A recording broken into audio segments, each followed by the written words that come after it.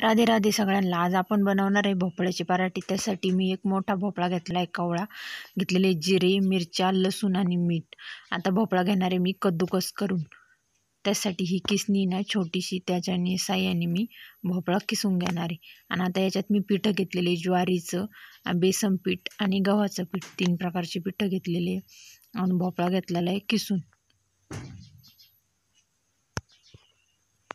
भोपळा किसून घेतल्यानंतर आहे ना, बघा मिरचीचा ठेसा आहे ना करून घेतलेला आहे मी। ते लसूण, मिरच्या, मीठ आणि जिरे घालून आपण हे सगळं मिक्स करून घ्यायचे। आता मी हे मळायला घेते।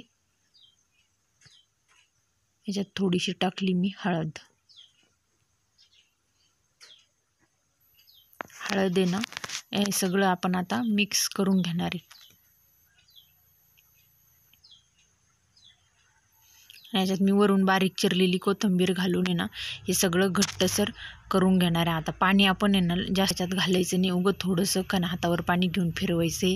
आणि आता एवढंच पाणी हे सगळं पीठ आपल्याला मळायला लागणार आहे। भोपळा आपण किसून घेतल्यामुळे त्याला खूप पाणी सुटतं आणि पूर्ण आपली पराठी होईपर्यंत खूप पातळसर होतं। त्याच्यामुळे मी ना भोपळ्याला आहे ना कमी प्रमाणे पाण्यात हे करून घेतले। आता एका प्लेटीत मी तूप काढून घेतलेलं आहे आणि आता हे छोटासा केक गोळा घेतलेला आहे ना। आता आपल्याला ही पराठी लाटून घ्यायची। मी हे लाटून करणार आहे। लाटण्याच्या साहाय्याने थोडं थोडं पीठ वापरून आपण हे मस्त लाटून घ्यायची, आलटून पलटून।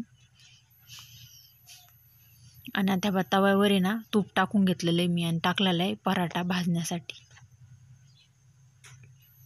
थंडीत हे खूपच पौष्टिक आणि हेल्दी पराठे आपले हे होणार आहे। वरून खालून तूप टाकून घ्यायचे। कोथिंबीरीने किती छान याला कलर पण आलाय